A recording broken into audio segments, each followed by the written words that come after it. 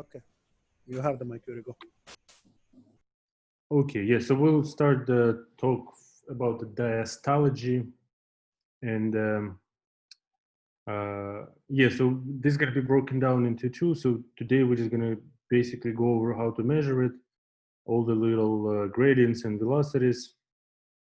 And then next time we'll go into more clinical assessments. Sorry, just 1 second.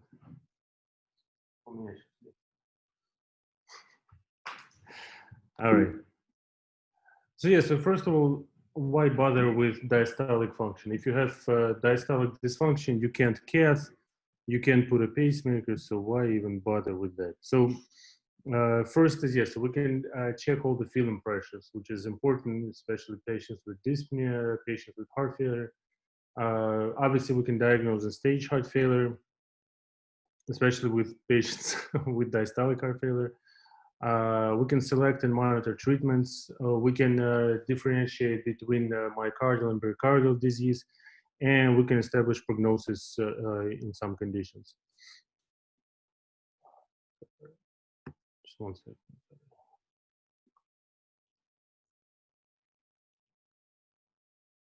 Yeah. So the first thing is, yes, basically normal diastolic function allows adequate filling of the ventricles without abnormal increase in diastolic pressures. So first is when we look at the EKG, we know that systole goes from QRS to the end of T wave, and then diastole goes from the end of T wave basically to the beginning of QRS. So then systole consists of the so parts of the isovolemic contraction, and then the ventricle ejects all the blood out. And diastole has the isovolemic relaxation, and then the ventricle fills with blood coming from the left atrium. And basically, 80% of the filling is happening during the early diastolic filling, which depends on the recoil and relaxation of the LV.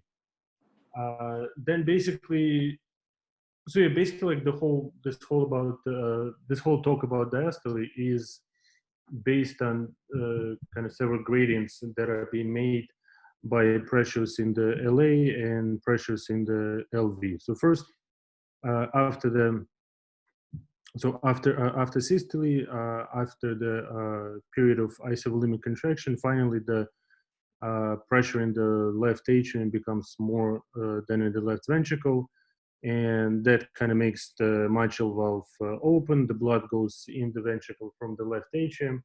Then there's a period when the pressures in the left ventricle and left atrium are equal, or maybe even the pressure in the left ventricle is bigger than the pressure in the LA. And so the mitral inflow becomes slower during this period.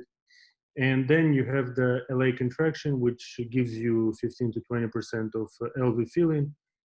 And that gives you like another kick in the mitral inflow. And so another gradient is created, and that gradient gives you another bump on the mitral inflow.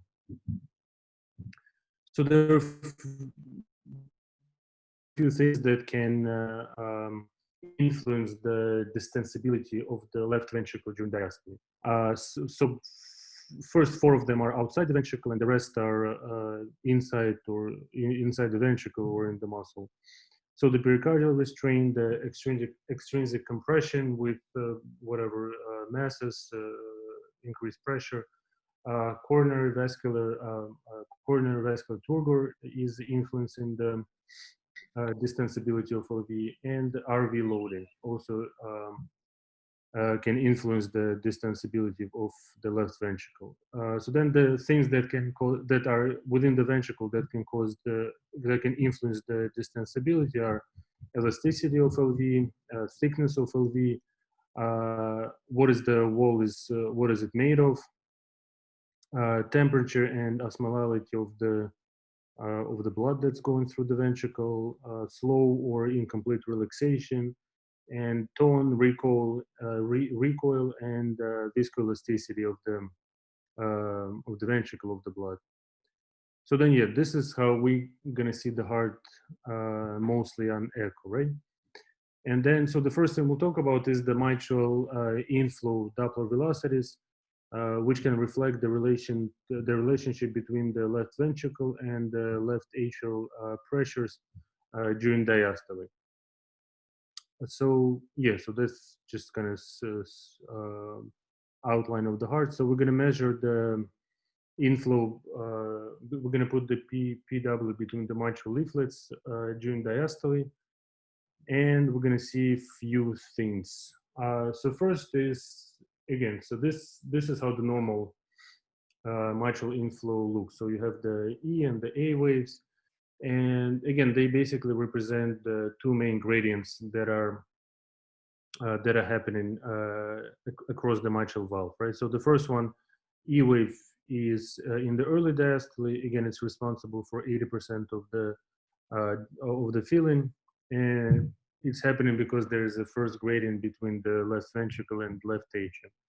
Then again, the gradient kind of becomes close to zero, or maybe the left ventricle pressure is a little bit higher than the LA. And then again, you have the left atrial kick, and that gives you another gradient, and that gives you the A wave.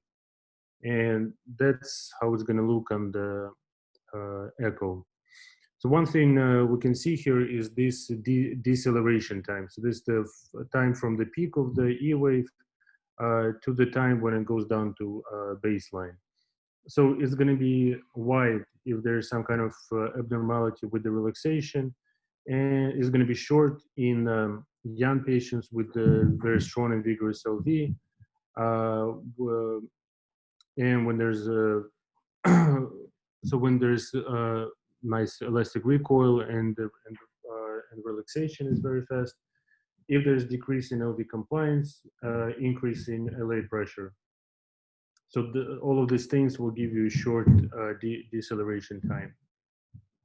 Next, yeah, so this is how it's going to look with impaired relaxation. So again, you can see that the gradient between the LV and LA is there, but it's a little smaller than before. And then because there's impaired relaxation, so the A wave is bigger because the atrial kick needs to be much stronger to kind of push all the blood inside. Again, this is what you're going to see. So if you notice, the deceleration time is wider here. So as expected with abnormal relaxation, the deceleration time would be wider. And another thing is the restrictive pattern. So again, so same gradients, but they're going to be bigger in the beginning. And then since there's a restrictive pattern, so there's not as much gradient between LA and LV. So so that's why the A wave will be smaller. And again, this is what you're going to see. Yeah, and here actually, so the deceleration time is short compared to the normal. So the fun part after I was reading all about this deceleration time, turns out that the guidelines don't really use deceleration time a lot, except in AFib and mitral regurgitation. Yuri, just a question. Yeah. The A wave is inverted in restrictive pattern, or that's just part of the E wave? No, so this is they just gave this because this belongs to another topic with the MR. So this arrows, I think they were pointing to MR, but honestly, for this talk, I didn't really go into that much. But yeah, so it should be like this basically. So it's a small A wave. So yeah, but for I guess the purpose of the boards and guidelines, so they only use it basically in AFib and MR. So another thing is that, yeah, so you can also look at you can kind of see and measure the isovolemic relaxation time, which is going to be right after the aortic valve closure and before the mitral valve opening. So later on, we'll go more into details about that. So then, yeah, the duration of the mitral flow with the atrial contraction is useful for estimating the LVEDP. So yeah, so this is just the same graphs that we saw before, but like broken down so you see only the left ventricular pressures. So here you can see the left ventricular end diastolic pressure, the mean left ventricular pressure. This is the same graph just for the left atrial pressures, and so the interesting thing is that the mean left atrial pressure kind of goes, it correlates nicely with the pre-A pressure, so the left ventricular pressure before the A wave, which is also the left ventricular mean pressure. And then if you put them, so superimpose one another, I kind of feel that they kind of messed up with the colors a little bit, because basically like the first part, that's everything is from the O book. But I feel that they messed up the colors because the first part of the LV graph looks like LV, but the second one looks like LA, and the same thing for LA. But either way, so this gives you the E again, and this gives you the A waves, and this will be the left ventricular end diastolic pressure. So the thing with that is, so yeah, now you remember, so this is the left ventricular end diastolic pressure, and your A wave is basically the gradient between the LA and the LV. So if your left ventricular end diastolic pressure goes higher, that's gonna influence your A wave. So as you go higher, the so the time of the duration of the A wave will be shorter. So at here it's 140 milliseconds, and the LVDP is normal. Then as it goes higher, the time of the A wave, the time of the period of time when the gradient is there is 90 milliseconds, and when the left ventricular end diastolic pressure is super high, then then the duration of time when you have the gradient is less than 80 milliseconds, and your A wave will be short. So basically, if it's less than 80 milliseconds, that's the cutoff for, that's specific for high left ventricular end diastolic pressure. Then another thing, so we're gonna know about this pattern of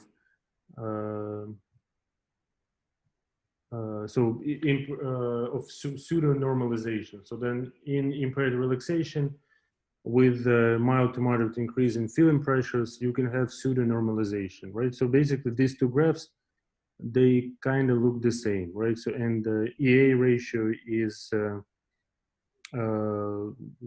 so less than 1. So here is like closer than 1. Here is a little bit less than 1. But both of them kind of look normal. Maybe this one looks a little bit more normal. So yeah, so on the left is normal one, on the right is the pseudo-normal pattern. But they both kind of, if you go by the guidelines, the ratio between E and A is in the normal range. So it should be more than 0.8. So how do you tell them apart? The first thing you can do is the Valsalva maneuver. So as you know, again, it's going to decrease the LV preload, and if you do this maneuver while you're doing echo, you can see a few things that happen with the patient. So in the normal patient, it will decrease the ENA velocity, and it will make the deceleration time longer. In the pseudo-normal pattern, it will do similar things. So it will decrease E, it will lengthen the deceleration time, but it will increase the A velocity. So yeah, so here in the beginning, so E wave is about 70 something, A wave is about 0.4. Then you do the Valsalva maneuver, and your E and A go down to, so both of them go down to E to 0.6 and A to 0.3. And you can also see that I didn't put it here, but the deceleration time here is shorter than here. So as I told you before, so the Valsalva decreases both waves and makes the deceleration time longer in the normal heart. So then in the pseudonormal heart, it's not going to do the same thing. So again, here you see that the E wave is about like 11, 12, and the A wave is close to 10. And then after Valsalva, they basically flip, right? So E wave becomes smaller and A wave becomes bigger. And the deceleration time again becomes wider as same thing happens with the normal pattern. So after I spent about 20, 30 minutes figuring out this Valsalva thing in O, turns out the guidelines don't recommend the routine use of this Valsalva maneuver when you're doing echoes. So then, yeah, basically the problem is it's a lot of patient variation, technician variation, so not a very reliable thing. So that's when we're gonna go to next topic, the mitral annulus velocities. So again, kind of briefly, just we'll look. So if you have the mitral annulus velocities, it's going to tell you just you're going to distinguish between normal and pseudo-normal right away because the images just look completely different. So again, we go back to this kind of drawing of the echo. So the heart, when the LV expands, it expands longitudinally and to the sides. And this kind of motion of the LV also affects the motion of the mitral annulus, and that can reflect the rate of the myocardial relaxation, and you can record it with the tissue Doppler imaging. So you record it at the medial side and the lateral side, and this is what you're going to get. So you're going to get the most importantly for diastolic function, the E wave and the E prime and the A prime waves on the medial side and on the lateral side. So yeah, so yeah.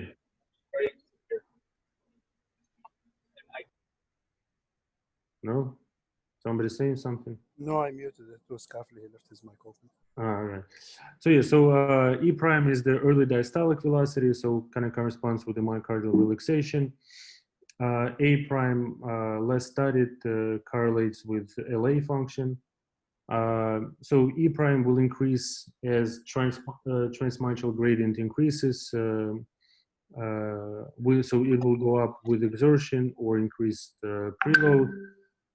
Then it's going to be reduced in impaired relaxation, and it will not increase as much with preload if the relaxation is impaired. And then the decrease in E prime will be the first sign of diastolic dysfunction, and it also decreases with aging. So the lateral E prime is normally higher than the medial, so you will kind of have to keep that in mind when you're doing grading of diastolic dysfunction and diagnosing diastolic dysfunction. So the normal, yes. So median E prime on the medial side has to be more than 7, and lateral side has to be more than 10. And this is just a graph that shows that with age. That's the normal or pathological, Yuri? Say it again? That's the normal, right? This one? Yeah. That's the normal, yeah. That's normal. Yeah. So that's the normal numbers. With age, E prime goes down, and so with women, they kind of initially they're doing better than men, but after menopause, after around 60 years old, they actually do worse than men in terms of the diastolic dysfunction. So this is just something to keep in mind that as people age, you'll see more and more diastolic dysfunction. And yeah, so this is the few patterns that you're going to see of the mitral annulus. So another thing, kind of always mitral annulus goes together with the mitral inflow, and this is why you also use this E to E prime ratio, which will increase as the LV pressures increase. And so E usually starts at the same time as E prime, But if your left atrial pressure is very high, then E will start before the E prime, and later on, yeah, we'll go into details why. So then you can measure the pulmonary vein flow velocities. Again, this is basically another gradient between the pulmonary veins and the left atrial pressures. So here you have a few things. So first is you have the two systolic waves. So PVS1 um, is basically happening with the when the atrium is relaxed, the pulmonary venous flow goes into the left atrium, but unfortunately it may not be seen in 70% of patients. So I guess don't really bother with PVS1. So PVS2 increases in as the pulmonary vein pressure increases. Normally, so increases more when the pulmonary veins pressures are more than left atrial pressures, and will peak earlier when the pressures are higher. Then the PVD, pulmonary venous diastolic pressure, basically same or similar to the E wave of the mitral flow. The deceleration time of PVD will shorten as your wedge pressure increases. And the atrial contraction, so yeah, will cause the flow reversal into the pulmonary veins. So that's why you have this PVA wave. And the extent and duration of this wave is dependent on the LVDP, LA compliance, and heart rate. And yeah, so when you do this, when you measure them, you have a few patterns that you can see on the echo. So first thing is the normal one. So here, keep in mind that AFib will mess up this kind of wave. So it'll be, so the S2 will be smaller than the PVD in AFib. S1 will be lost in AFib. So the systolic waves can be lower than diastolic waves in young and healthy people. But usually it'll be, I'm sorry, in the impaired relaxation, the PSV2 will be bigger than the PVD waves. The higher the left atrial pressure, the more reversal of the flow you will have. So PVA will be more prominent if the left atrial pressures are prominent. And then deceleration time becomes shorter as the wedge pressure increases. So here, left atrial pressure is high but not too high, so your deceleration time is relatively wide. But here, when the left atrial pressure is very high, the deceleration time becomes shorter. And the PVS also will decrease as your wedge pressure goes up and increases. Yuri, back to the previous speaker. Isn't the PV diastolic, is it bigger than PVS2 or no?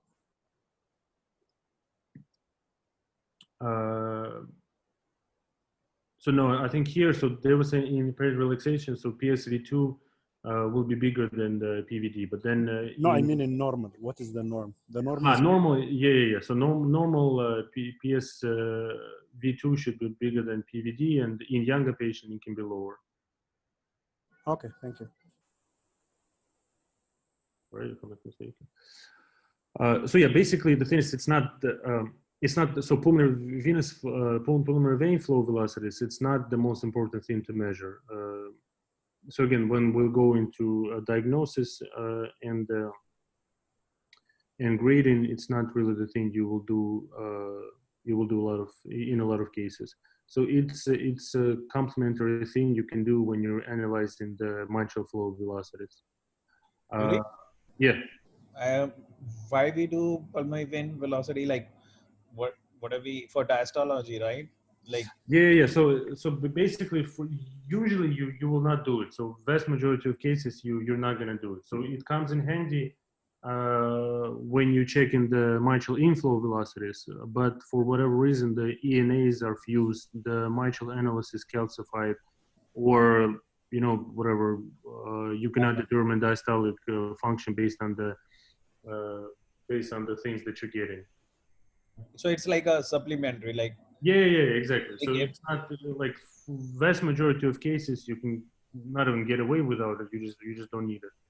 like you don't have a RA, like if you don't have like proper SWAN numbers, you can use the just a centralized. So this for echo. So usually, like the most important thing is the mitral annulus velocities and the mitral inflow velocities. So those are the most important ones. Okay. But then for whatever reason you're not getting, maybe you're getting like weird numbers, you know, or whatever. Or there's again like mitral annulus is calcified, so whatever, you know, all your velocities are going to be off. So then this is when you can measure like more supplementary stuff to kind of figure out what's going on. Okay. Yeah, so then the tricuspid regurgitation velocities. So in a normal patient, the pulmonary artery systolic pressures increase reactively when LV pressure is elevated. So diastolic filling pressure will probably not be significantly elevated if your pulmonary artery systolic pressures are normal and the TR velocities are normal. So TR velocity is one of the four major variables you will need for the diastolic function to determine the diastolic function. 2.8 is the cutoff, which equals to the gradient of about 39. It is specific but not sensitive, and so pulmonary artery systolic pressure of more than 40 is specific for increased LV filling pressures.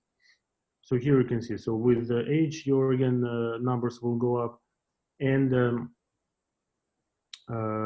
when your pulmonary pressures go up, is going to affect it's going to mean that your filling pressures are also higher, and when you get to PSP of more than 40, basically you can, if you get the E to E prime ratio of more than 15, that means that your pressures in the pulmonary arteries are more than 40. So this is like indirect measurement of pulmonary artery pressures. Then yeah, the next thing you can measure, again, this is more like a supplementary thing, but you can measure the hepatic vein flow velocities, which will reflect changes in the pressure, velocity, and compliance of the RA. So here you have few things. So first wave S is the systolic forward flow.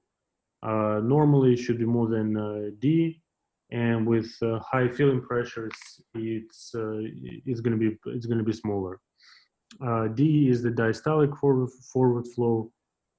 With high filling pressures, it's going to be it's going to increase. So systolic and diastolic flow reversal, the SR and the DR. In a normal patient, they should not be very prominent. In high filling pressures, they will become prominent, and so they will become accentuated with inspiration in myopathic conditions, and they will become increased, and because of the increased flow to the right heart. And in terms of DR, you can differentiate between the pulmonary hypertension and constriction. So in constriction is going to be augmented with expiration. In high pulmonary pressures, there will be no variation in DR. And SR, you can also differentiate RV dysfunction versus severe TR. So in severe TR, is going to peak early. In RV dysfunction, is going to peak later. But the thing is, all doesn't really go too much into this because again, it's a supplementary thing that you not really going to use much. So another thing is that you can assess like the global ventricular performance with this index of myocardial performance, or the TAE index. Basically, so it's going to incorporate the systolic dysfunction, which will cause prolongation of the pre-injection and the shortening of the ejection time, and it's going to incorporate the diastolic function. So if there's a diastolic dysfunction or systolic dysfunction, the relaxation period will be prolonged. Yeah, so this is how you're going to get this index. So previously, when they tried to do this index, they kind of went from so anyway, you need to go from mitral closure to mitral valve closure to mitral valve opening. Previously, they did it. They started from the peak of the R-wave, which I guess in most patients it's still okay, but you will have a significant electrical mechanical delay in patients with the left bundle branch block. So yeah, but the way you can do it is if you have the Doppler images, then you can just kind of help them guide you. So you just find, you just measure times from mitral valve closure to mitral valve opening.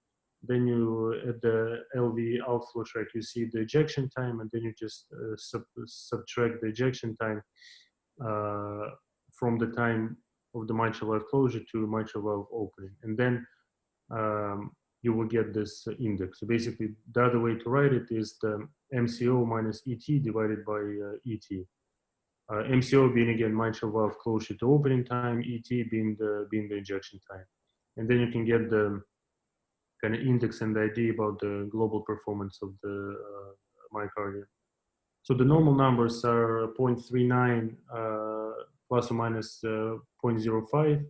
In dilated cardiomyopathy, it will go up to 0.59 plus or minus 0.1, and it's very a good thing to check for pulmonary hypertension. For primary pulmonary hypertension, the numbers will be higher, significantly higher. So 0.93 plus or minus 0.34. So this is for primary pulmonary hypertension. This is a good thing to check.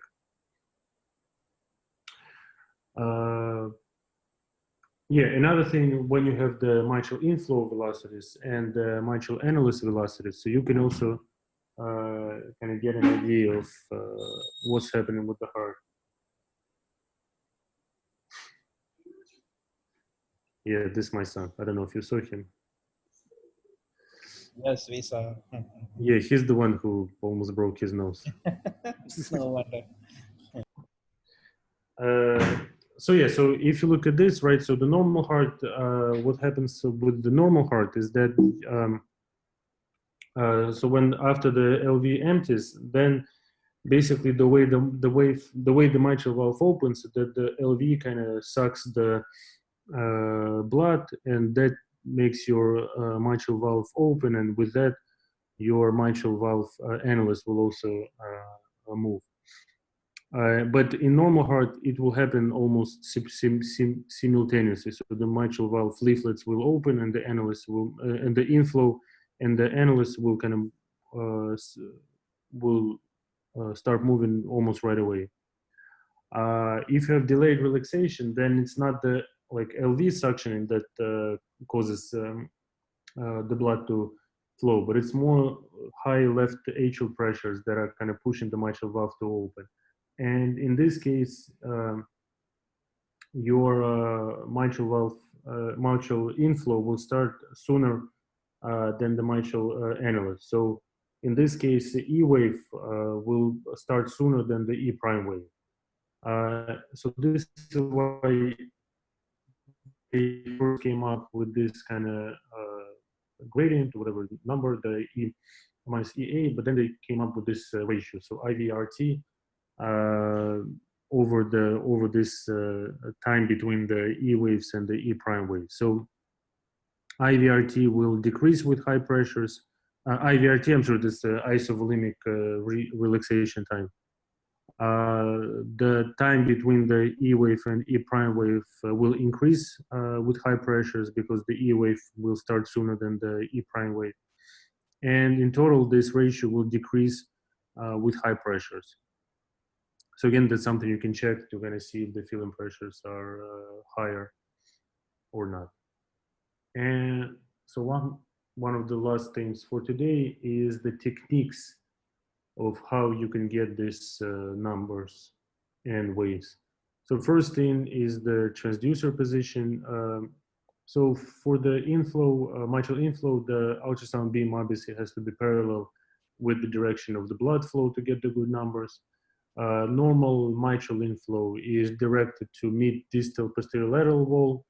So when you're getting these waves and numbers, you should actually be like about 20 degrees lateral to the apex, not directly at the apex. So you see, so the mitral flow is not going like to the apex directly, it's going again mid-distal posterior lateral wall first. So to get good numbers and to be parallel, you need to be 20 degrees off the apex. Then as the heart dilates, as the LV dilates, so the heart becomes more spherical and the mitral inflow will be directed more lateral and more posterior. So again, you have to kind of adjust for that to get good mitral inflow pictures to become parallel to the flow. You can always use the color flow to guide the ultrasound. So in terms of sample volume size and location, so for the mitral inflow velocities, the PW Doppler has to be between the tips of the leaflets during diastole. The sample volume should be 1 to 2 millimeters, and you can move towards the annulus a little bit more to get a better A velocity duration. For pulmonary veins, the sample volume will be bigger, 2 to 5 millimeters. You will place it 1 to 2 centimeters into the right upper pulmonary vein, and you'll do this at the apical images. The IVRT, so that's the interval from the AV closure again to the mitral valve opening, the isovolemic relaxation time. So again, your sample volume will be 3 to 4 millimeters at the mitral leaflets. Then you can kind of angulate the beam of the ultrasound towards the LVOT till you see this AV closure waves. Or you can do CW and get the both aortic and mitral valve at the same time. So this is how it's going to look approximately. So here you have you kind of see in both. So I guess they started from the tip of the leaflets, then they start angulating it, and finally they got to the point where they see both the aortic and the mitral valve, right? So this is the aortic profile, and this is your E wave, A wave, and this is the IVRT, the time from aortic valve closure to the mitral valve opening. So if you need the IVRT, you can check it this way. And for the hepatic veins, so you'll do the PW 2 to 5 millimeters, and you'll place it. So the sample volume size will be 2 to 5 millimeters, and you'll place it 1 to 2 centimeters proximal to the junction of the hepatic veins with the IVC. And yeah, so we're gonna stop here for today. So this is just a kind of quick thing of how you're gonna diagnose and grade how you're gonna diagnose the diastolic dysfunction based on the. So this is what the guidelines recommend. Again, first, these are the 4 things that you will need in vast majority of cases. So the septal E velocity. So this are the normal numbers. More than 7, lateral more than 10, average E to E prime ratio less than 14, CR velocity less than 2.8, and left atrium volume index less than 34. So if more than 3 of these are normal, then the diastolic filling pressures are normal. If if it's 50-50, that's when you're going to do more measurements, and you'll check more parameters to see what's going on.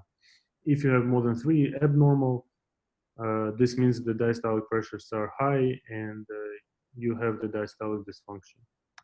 And the rest will continue next time. So next time we'll basically go into kind of clinical scenarios, how each grade of the diastolic dysfunction looks, and how to figure out the diastolic dysfunction in like different, I guess, complicated patients with some comorbidities.